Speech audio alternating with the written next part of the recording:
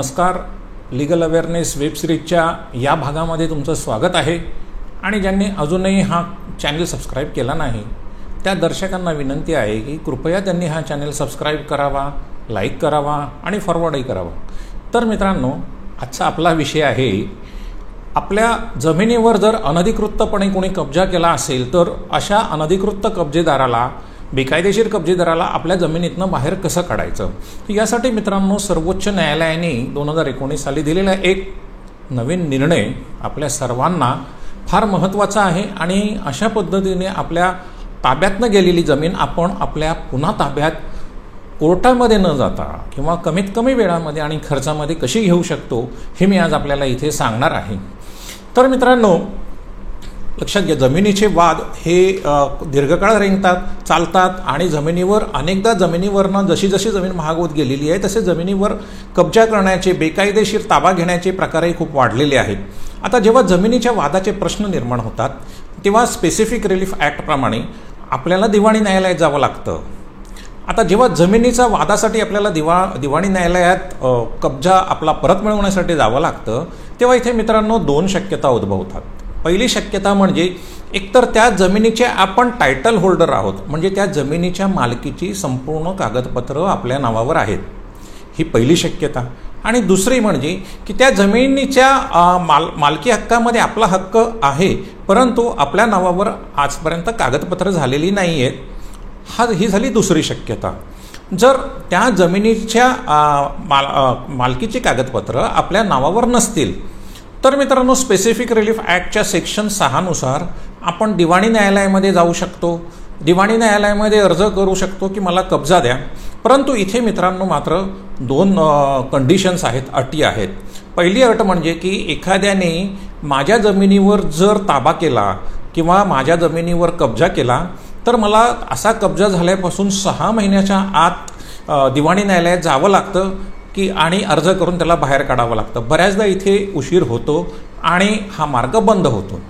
आणि दुसरी अट अशी आहे मित्रांनो की अशा वेळेला ट्रायल कोर्टाने जो काही निर्णय दिलेला असतो स्पेसिफिक रिलीफ ॲक्ट सेक्शन 6च्या नुसार, तर त्याच्या विरुद्ध आपल्याला उच्च न्यायालयात किंवा कुठेही अपील करता येत नाही, तो आपल्याला जसाचा तसा मान्य करावा लागतो. याच्या उलट मित्रांनो, आता पहिल्या शक्यतेकडे आपण येऊयात. आपली जमीन आहे, आपल्या नावावर मालकीची कागदपत्रं आहेत, ज्याला आपण टायटल होल्डर म्हणतो, असे आपण टायटल होल्डर आहोत. अशा वेळेला स्पेसिफिक रिलीफ ॲक्टच्या सेक्शन 5 नुसार आपण दिवाणी न्यायालयात जाऊ शकतो आणि दिवाणी न्यायालयामध्ये आपण कब्जा मागण्यासाठी अर्ज करू शकतो.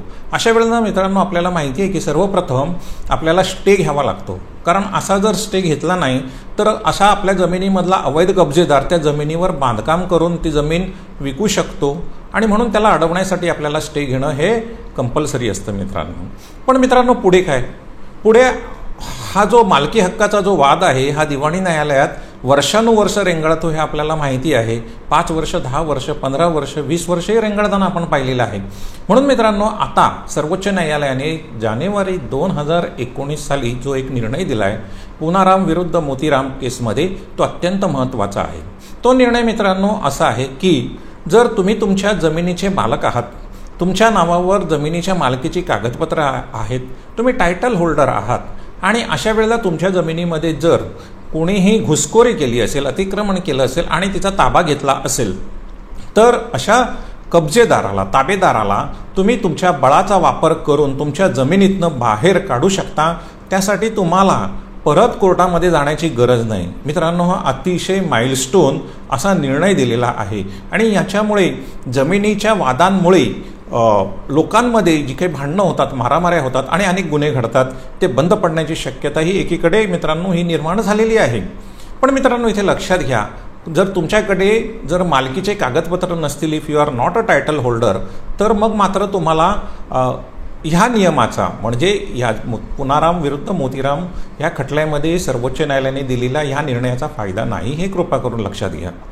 तर मित्रांनो, काय झालं, 1966 साली पुनारामने राजस्थानमधील एका जमीनदाराकडनं जमीन विकत घेतली बाडमेर इथे आणि ही जमीन अनेक तुकड्यांमध्ये विखुरलेली होती.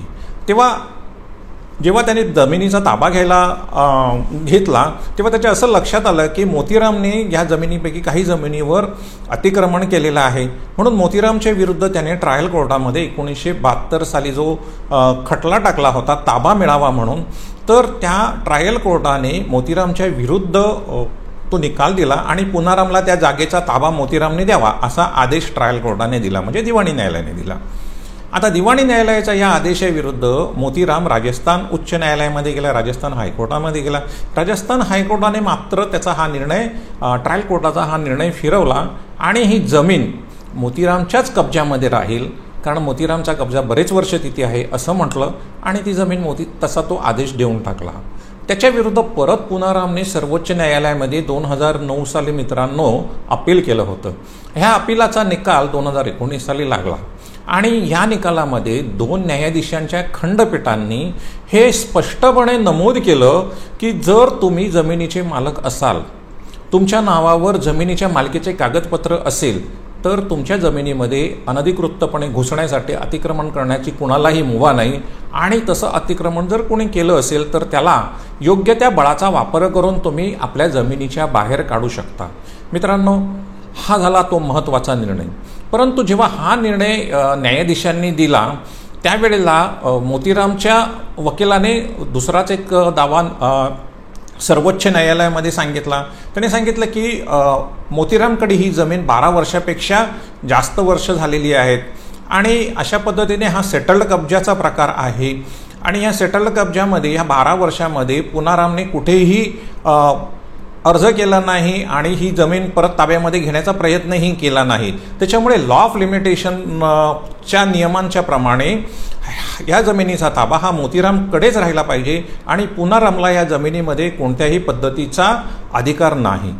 त्यावेळेला सर्वोच्च न्यायालयाने लॉ ऑफ लिमिटेशनच्या सेक्शन 64चा अर्थ सांगताना हे स्पष्ट करून टाकलं मित्रांनो की जर तुम्ही तुमच्या जमिनीचे मालक असाल आणि तुमच्याकडे जर जमिनीचे कागदपत्र असतील तर अशा पद्धतीने कोणीही हा दावा करू शकत नाही, कारण असा जर दावा एखाद्याला करायचा झाला तर तो दावा टेम्पररी कब्जाच्या बाबत करता येतो, सेटल्ड कब्जाच्या बाबत करता येणार नाही. आणि ह्या पुनारामच्या केसमध्ये हा सेटल्ड कब्जा नसून हा टेम्पररी कब्जा होता आणि त्याचमुळे पुनारामला ही जमीन परत देण्याचा आम्ही आदेश करत आहोत आणि वेळप्रसंगी अशा खटल्यांच्यामध्ये बळाचाही वापर करता येईल.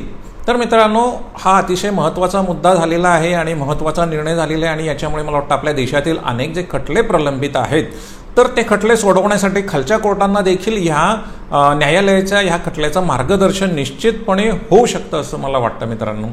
परंतु एक लक्षात घ्या की हा जो निर्णय दिलेला आहे बळाचा वापर करायचा, हा बळ किती वापर करायचा, तुम्ही तुमच्या जमिनीमध्ये शिरलेल्या अवैध कब्जेदाराचा खून करू शकत नाही. तुम्ही फक्त केवळ त्याला तुमच्या संपत्तीतनं प्रॉपर्टीतनं बाहेर काढण्या इतपतच बळाचा वापर करू शकता, हे लक्षात घ्या. अन्यथा कायदा आणि सुव्यवस्थेचा प्रश्न निर्माण होऊ शकतो. हा झाला पहिला मुद्दा.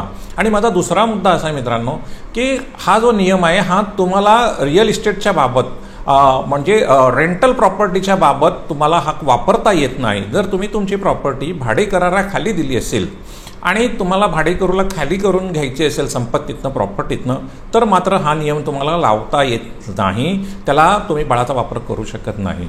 तर मित्रांनो, अशा पद्धतीने हा नवीन झालेला कायदा आपल्या सर्वांना फार महत्त्वाचा आहे, म्हणून त्याची आज आपण इथे चर्चा केलेली आहे. मित्रांनो, मला आशा आहे की तुम्हाला आजचा आपला हे मुद्दे आवडले असतील, नसतील समजले नसतील किंवा काही अडचणी असतील तर मला कॉमेंट बॉक्समध्ये कॉमेंट करा आणि जरूर संपर्क करा. तुमच्या प्रश्नांची मी उत्तर देईल. आणि होय मित्रांनो, अजूनही कोणी हा चॅनल सबस्क्राईब केला नसेल तर जरूर सबस्क्राईब करा आणि बेल आयकन दाबायलाही विसरू नका. आणि सगळ्यात महत्त्वाचं म्हणजे कोरोनाचा प्रकोप अजूनही चालू आहे, तेव्हा stay home and stay safe.